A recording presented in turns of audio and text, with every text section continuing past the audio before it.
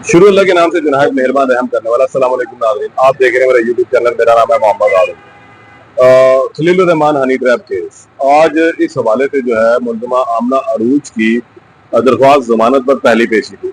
आज बड़ी दिलचस्प सूरत हाल यहाँ पेश हुई है और खलील रहमान कमर साहब की जानिब से आज दो वकील जो है वो अदालत में पेश हुए। गुज़िश्ता समात पर जब 2 तारीख को इसकी आमना अरूज को जुडिशल कर दिया गया था, तो उसी दिन इसके वकील सैफुल्लाह वड़ाइच ने जो है इसकी दरख्वास्त जमानत दायर कर दी थी और उनका ये मानना था कि शायद 6 तारीख को इनकी जमानत हो जाएगी। लेकिन 2 रोज कबल हमने देखा कि अचानक अलियत सुबह जो है जिस अदालत लगी, तो खलील रहमान कमर जो है वो अदालत आ पहुंचे और उन्होंने वो अदालत में उसको दरखास्त की कि जी मुझे इस पे फरीक बनना है केस पे। और क्योंकि जमानत पहले दायर हो चुकी थी और 6 अगस्त के लिए नोटिस भी हो चुके थे, तो मुमकिन नहीं था कि उस दिन जो है इनका वकालतनामा जमा करवाया जाता।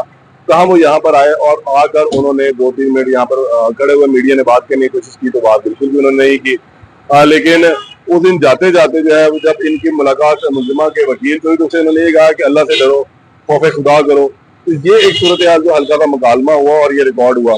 लेकिन अगर हम इससे आगे चले तो आज 6 अगस्त को इनकी दरख्वास्त जमानत जो है वो दायर थी और आज वकला पेश भी हुए। सैफुल्लाह वड़ाइच जो मुल्जिमा अरूज आमना अरूज के वकील हैं वो भी अदालत में पहुंचे और जो मैंने बताया कि दिलचस्प सूरत हाल जो पेश हुई वो ये थी कि आज खलील रहमान की जानिब से 2 वकील जो है वो अदालत में पेश हुए। एक उनके पुराने वकील मुदस्सर चौधरी थे जो जिसका रिमांड चल रहा था, उस पर वो दलाल देने के लिए पेश हुए थे। और आज लाहौर के मारूफ वकील जो है बलकशेर खोसा, उनकी भी जो खिदमत हासिल कर ली गई है। अच्छा, बलकशेर खोसा साहब जो है आज अदालत पहुंचे और उन्होंने अपना वकालतनामा खलील रहमान कमर की जानिब से अदालत में जमा करवाया और उन्होंने कहा कि जी मुझे आज मेरा वकालतनामा आया और मुझे अब तैयारी के लिए मोहलत चाहिए, कुछ डॉक्यूमेंट चाहिए होंगे।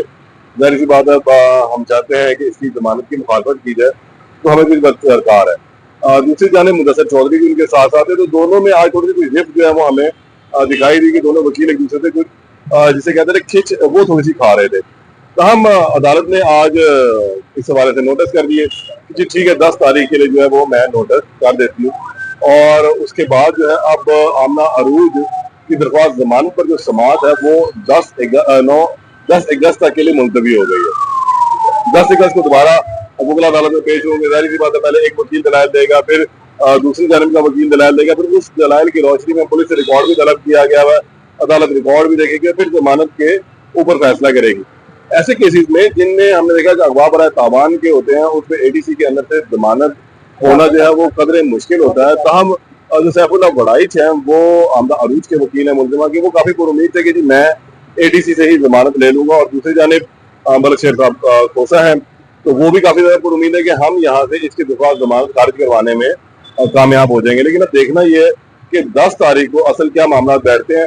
केस का पस मंजर सबको इल्म है कि खलील रहमान कमर साहब जो है वो हनी ट्रैप हुए, उसके बाद अगवा हुए, कुछ पैसे इनसे निकाले, 2,85,000 रुपए की रकम थी। मरकजी मुल्जमान जो है वो अब इस वक्त गिरफ्त में आ चुके हुए हैं। हसन शाह मरकजी मुल्जम था, पुलिस ने उसे गिरफ्त में कर लिया, फिर वो रिकॉर्ड भी उसका आहिस्ता निकलना शुरू हुआ और जो उसका आखिरी रिकॉर्ड निकला वो पुलिस मुकाबले का इश्तिहारी भी निकला है। वो एक पुलिस मुकाबला भी कर चुका था और उसके अंदर बच निकलने में कामयाब हुआ था।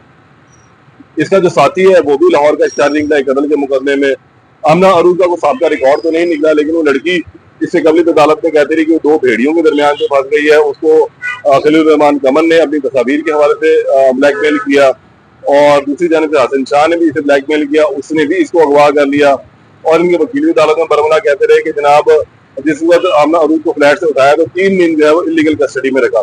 तो हम ये रिमांड के हवाले से बातें थी, उस वक्त तो अदालत इन बातों के ऊपर ध्यान नहीं दी क्योंकि ये इररेलेवेंट थी। अब मामला देखना है कि 10 अगस्त को दोनों मुगला की भरपूर तैयारी से पेश होते हैं और क्या दलाइल देते हैं।